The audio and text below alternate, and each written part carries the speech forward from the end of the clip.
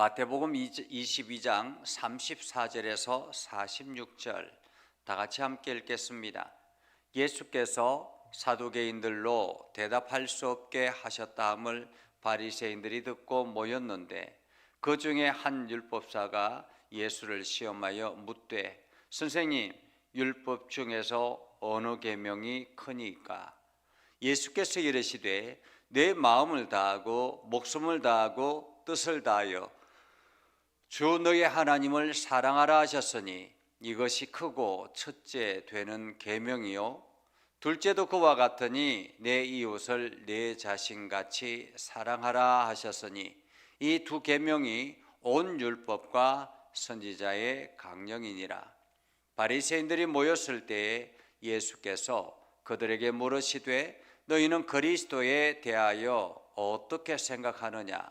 누구의 자손이냐? 대답하되 다윗의 자손이니이다.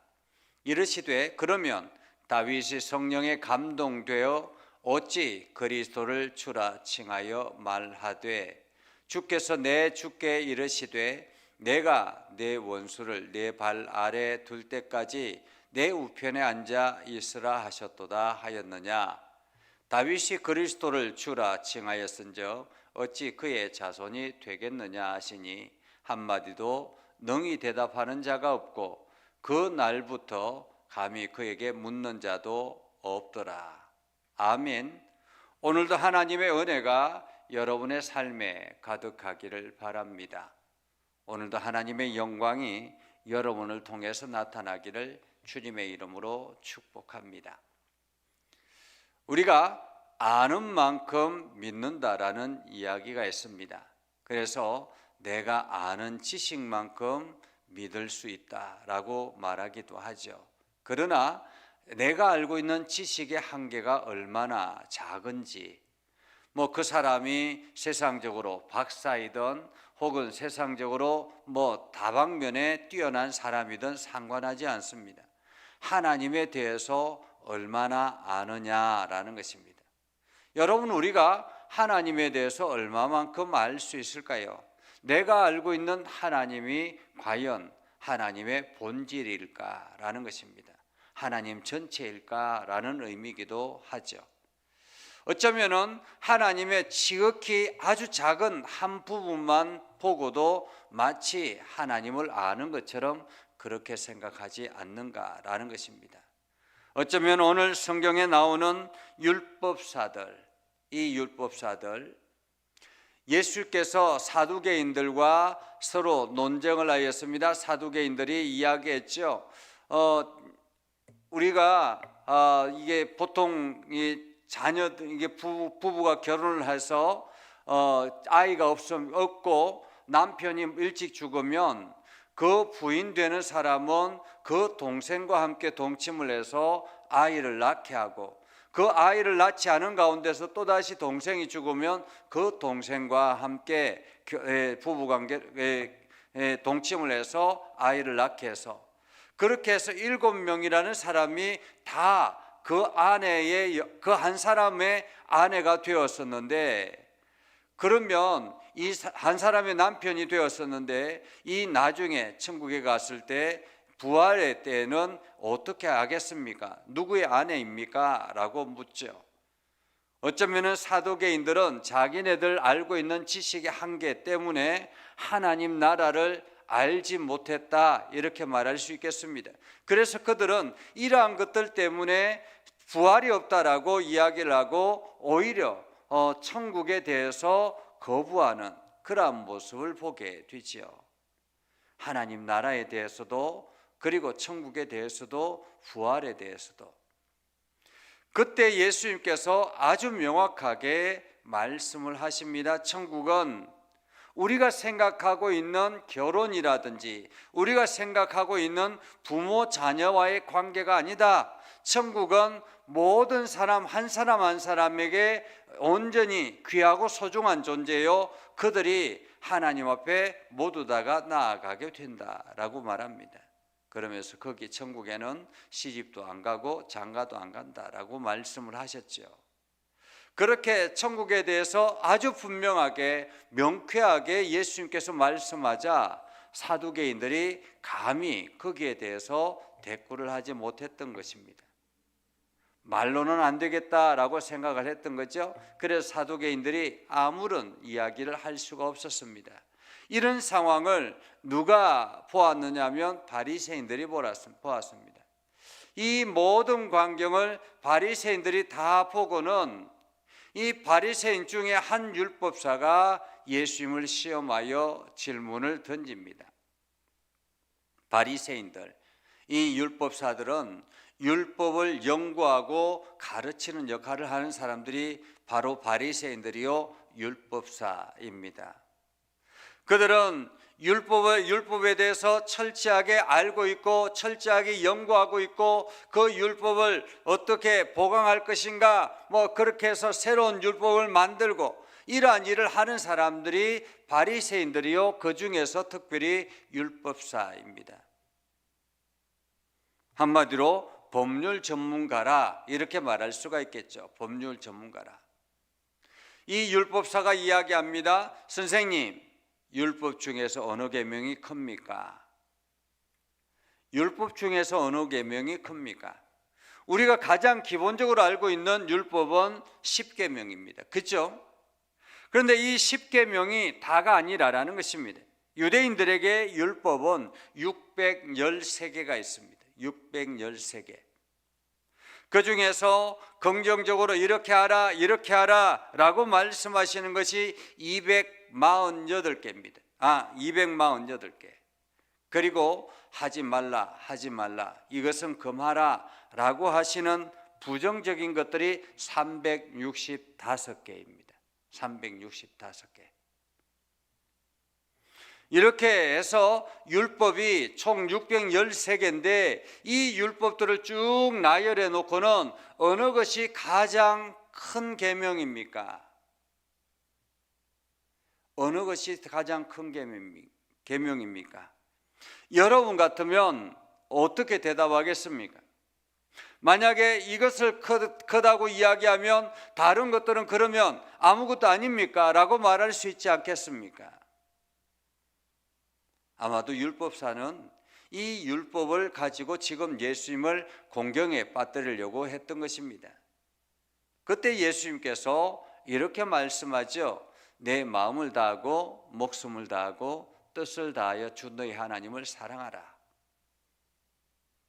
마음을 다하고 목숨을 다하고 뜻을 다하여 주 너희 하나님을 사랑하라. 이것이 첫 번째다라고 말합니다. 사실 이것은 신명기 6장 5절의 말씀이기도 하죠. 내 마음을 다하고 목숨을 다하고 뜻을 다하여 주 너희 하나님을 사랑하라. 하나님을 사랑하는 것, 이것이 첫째 되는 계명이다 라고 말씀하셨습니다. 그리고 둘째도 그와 같으니 내 이웃을 내 자신과 같이 사랑하라 라고 말씀하시는 것입니다. 사실 10계명도 마찬가지예요. 10가지 계명을 기록하고 있지만은 첫 번째에서 네 번째까지는 하나님의 사랑에 대해서 기록한 10계명입니다. 계명입니다. 하나님을 어떻게 사랑할 것인가? 거기에는 우상을 섬기지도 말고 하나님의 말씀에 집중하며 온전히 유일하신 하나님을 바라보며 안식일을 지키며 그렇게 하나님 앞에 나아가라라는 거죠.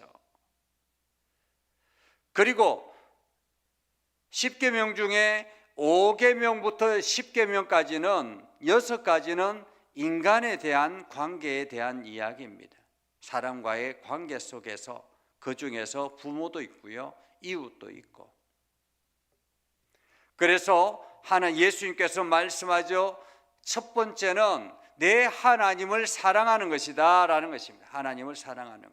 하나님을 사랑할 때 마음과 목숨을 다해서 사랑해야 된다라는 것입니다. 세상의 어느 것보다 가장 중요한 것은 하나님을 사랑하는 것, 하나님을 우선시하는 것. 이것이 첫 번째 계명이다 라고 말씀하죠.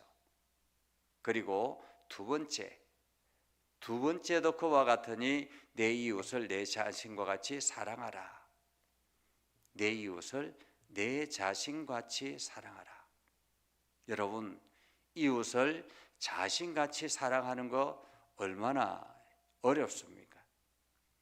자기 자신은 뭔가 조금만 아프면 금방 이렇게 병원을 가거나 어쩌면 치료를 하려고 합니다. 그러나 이웃이 아플 때는 관심을 가지지 않을 수도 있죠.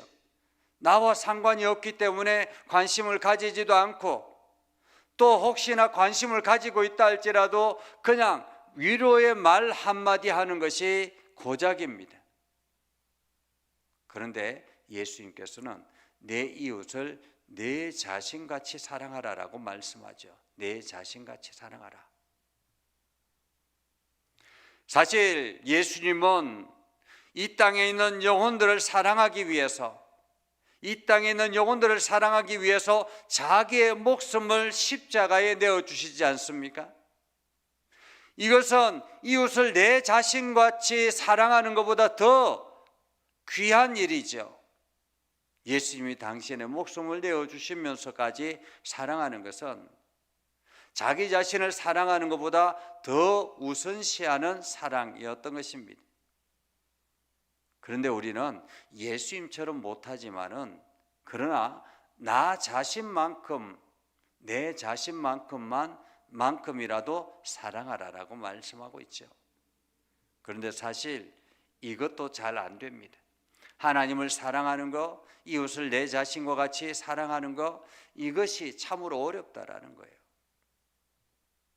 매일같이 우리의 삶을 살아가기도 바쁘고 나에게 주어진 일들을 처리하기도 바쁜데, 하나님을 사랑하고 이웃을 내 몸과 같이 사랑하는 이 일이 얼마나 힘들고 어려운 일인지